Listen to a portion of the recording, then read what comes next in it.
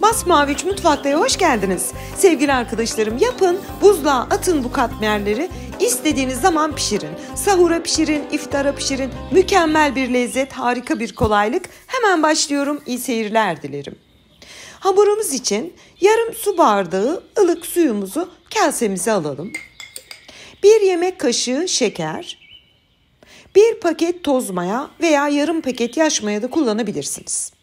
Toz mayayı ekledikten sonra şöyle bir tel çırpacakla güzelce karıştıralım.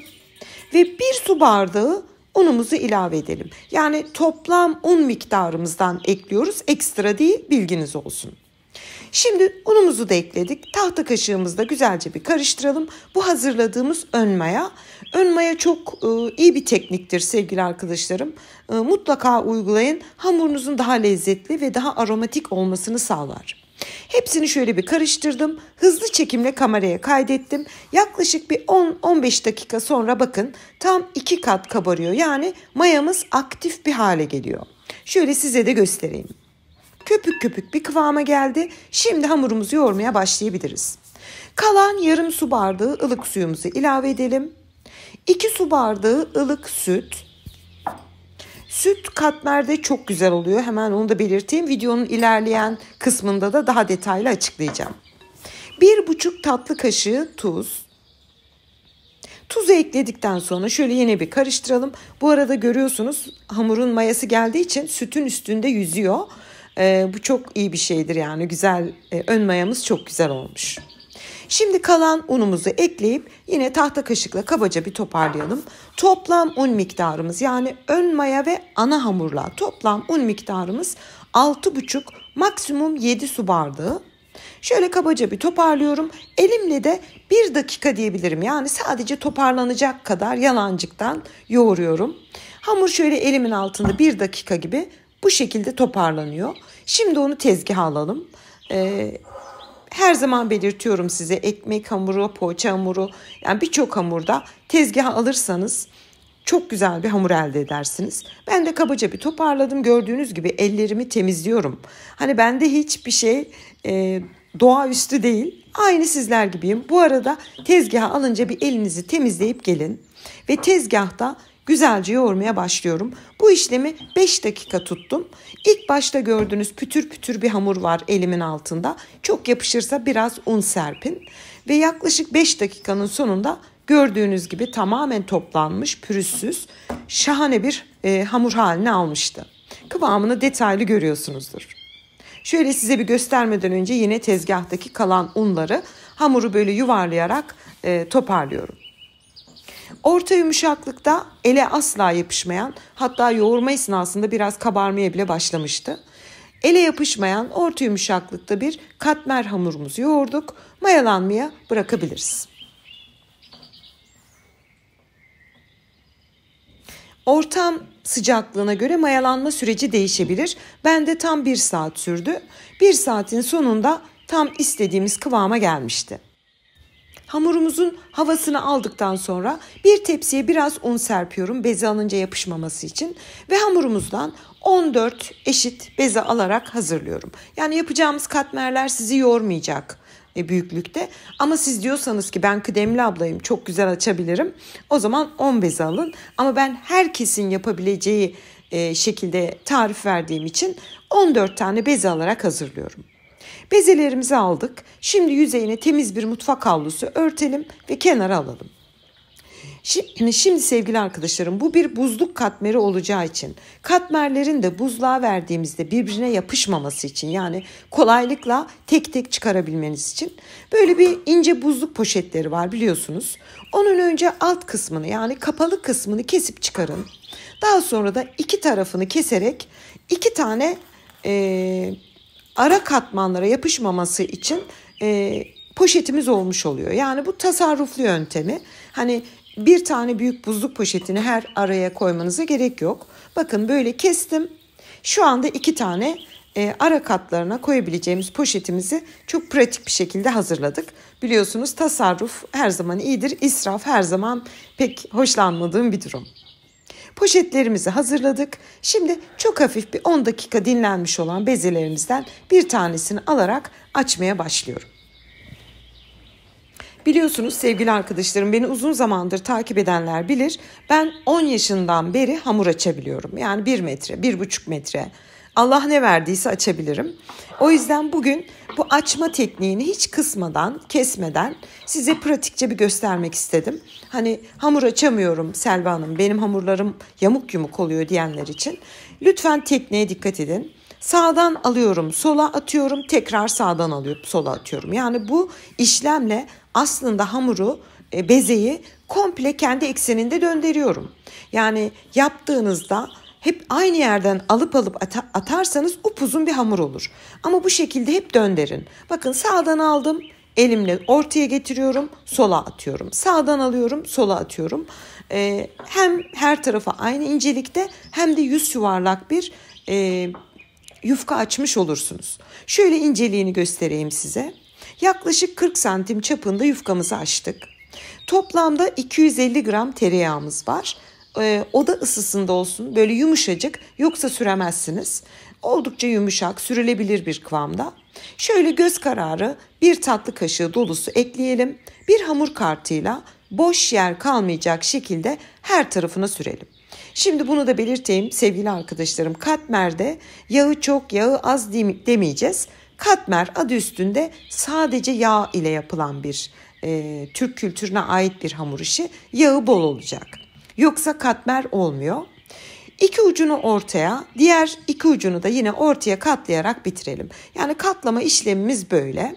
Hemen bir tane daha gösteriyorum. Gözünüzden kaçmışsa. Her tarafına yağ sürdük. Boş yer kalmayacak şekilde. İki ucunu ortaya katladık. Diğer iki ucunu da ortaya katlayarak kenara alalım.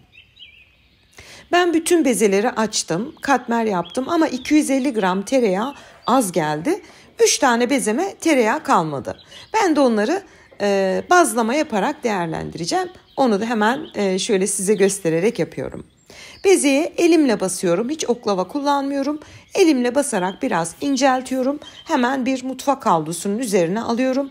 Yer mayası için beklesin. Biz katmerlerimizi yapıncaya dek o da biraz kabarır. Ve katmerlerimizi yaptık. Şimdi sevgili arkadaşlarım, ilk önce hangisini yaptıysanız bilin onu. İlk önce yaptığımızı şöyle tezgaha alalım ve güzelce açalım. Açarken de çok basmayın. Yani çok basarsanız tereyağı hamura yer. O zaman kat kat olmaz. Böyle zarif zarif, zaten dokunduğunuzda çok kolaylıkla açılıyor. Hiç güç kullanmanıza gerek yok. Ne kadar açalım? 20 santime 15 santim diyebilirim. Katmerleri açarak hazırladım. Biliyorsunuz daha önce poşetlerimizi hazırlamıştık. Şimdi bir tanesini şöyle minik bir tepsi veya tabak kullanabilirsiniz. Altına seriyorum. Üzerine açtığım katmeri seriyorum. Onun üzerine tekrar bir poşet, tekrar bir katmer. Açtım, dizdim. Bunu böyle dönüşümlü olarak her katmerin arasında bir poşet olacak şekilde diziyorum. Çünkü poşetleri ortadan ikiye kestiğimiz için bir sürü de ara katmanlara poşetlerimiz oldu dolayısıyla. Ve bütün hepsini açarak hazırladım. Şimdi sevgili arkadaşlarım, ben bunların bir kısmını buzluğa atacağım. Bir kısmını da hemen şimdi pişirip size göstereceğim. Sonra buzluktakini de pişireceğim. Bir kısmını yaptım. Bu şekilde buzluğa atabilirsiniz. Ve bir tane katmeri hemen şimdi pişirmek için size gösteriyorum. Hani olur ya, yoğurduğunuz gün sahur için yapmak istersiniz. Hemen bir tanesini açıyorum. Isınmış olan tavaya veriyorum. Bu arada tavanızın ısısı orta derecede olsun. Yani çok şiddetli olmasın. Katmer biraz çekişe çekişe pişmeyi sever. Böyle çevire çevire çevire pişirin. Bir katmerin tamamen güzel bir şekilde pişmesi, kabarıklığını umarım görüyorsunuzdur. İncecik bir katmer yaptık. Dikkatinizi çekerim. Öyle kat kat kalın bir katmer yapmadık. İncecik bir hamurdu. Yarım milim bile yoktu diyebilirim. Ona rağmen ne kadar güzel kabardığını görüyorsunuz. Şöyle çevire çevire pişirin. İçi iyice çekişsin. Tavanız çok kaynarsa biraz altını kısın. Çok da soğuk olmasın. Orta derecenin bir tık üstü diyorum ben. Şöyle tekrar çevirdim. Şöyle yakın çekim size gösteriyorum nasıl kabardığını görmeniz için. Ve katmerimizi çevire çevire pişirip kenara alıyorum. Çünkü bu tarz katmer olsun, bazlama olsun, pişirme tekniği de hamur kadar önemlidir. O yüzden elimden geldiğince açıklamaya çalıştım. Ve katmerimiz pişti. Bunları şimdi size servis edeceğim. Hemen sıcak sıcak yaptığınız gün pişirebileceğiniz şekilde hazırladım. Katmer pişirdim 2-3 tane. Biliyorsunuz kenara bir de artan bazlamalarımız vardı. Onları da tavaya bırakıyorum. Birazcık üzerine su damlatıyorum. Hani güzel kabarsın, sevsin tavayı diye. Çok etkilidir. Bunu her zaman size belirtiyorum. Hatta varsa bir de kapak kapatın, daha da muazzam olur. Tamamen kabarıncaya dek bekliyoruz. Kabardıktan sonra bir tur ters çevirelim ve tekrar alt kısmı kızarınca kenara alalım. Bazlamayı da oldukça orta derecede, hatta bir tık kısık derecede pişirmenizi tavsiye ederim. Çünkü kalın olduğu için içi de iyice pişmiş olsun. Bazlamalarımızı da pişirdim. Yani buzluk katmerini yaptığımız gün hemen sıcağıyla bir pişirip gösteriyorum size. Biraz sonra buzluktan çıkarıp bir de onu pişireceğim. Sunum için hazırlandık. Hemen doku testine geçiyorum. Bunlar 3 tane artan bezemizdi. Lütfen dikkatinizi çekerim. Doku testi yaptığımda aradaki çıkan dumanı görün. Çünkü hala kaynar. Çok sıcak, anlatamam. Ona rağmen içi bildiğimiz kek gibi. Görüyorsunuz, süt kullandığımız için hamurda muazzam bir etkisi oluyor. Ve katmerimiz hemen yaptık. Hiç bizi zorlamadı. Öyle katla, bükle, dönder, çevir. Hiçbir 40 santim beze açtık. Yağladık. Çok pratik bir şekilde katlayıp tekrar açarak katmerimizi yaptık. Yani ben bir şeye kolay diyorsam gerçekten kolaydır. Bazen tarif görüyorum YouTube'da, çok kolay diyor. Giriyorum, Allah 5 defa hamuru açıyor. Kolay olmaz o zaman. Ama bu gerçekten çok kolay. İçinin katmanlarını tel tel görüyorsunuz. Özellikle sevgili arkadaşlarım, lezzeti inanılmaz güzel bir katmer. Keşke size tattırabilseydim. Şöyle yakından da gösteriyorum. Bunu sıcak sıcak yapıp iftara servis edebilirsiniz. Ben bu arada ertesi gün çekimime devam ediyorum. Yani bu çekim benim 2 günümü aldı. Biliyorsunuz buzluğa attık. Tarifimiz buzluk katmeri. Böyle yapın. Buzluğa istediğiniz kadar atın. Yani tüm Ramazan yetecek kadar yapın. Kocaman bir hamur yoğurun. Katmerleri atın. Bakın sevgili arkadaşlarım, incecik. Yani 3-4 milim vardır yoktur. İncecik bir katmer. Ben şimdi bunun 2 tanesini pişireceğim. Diğerlerini tekrar buzluğa atacağım.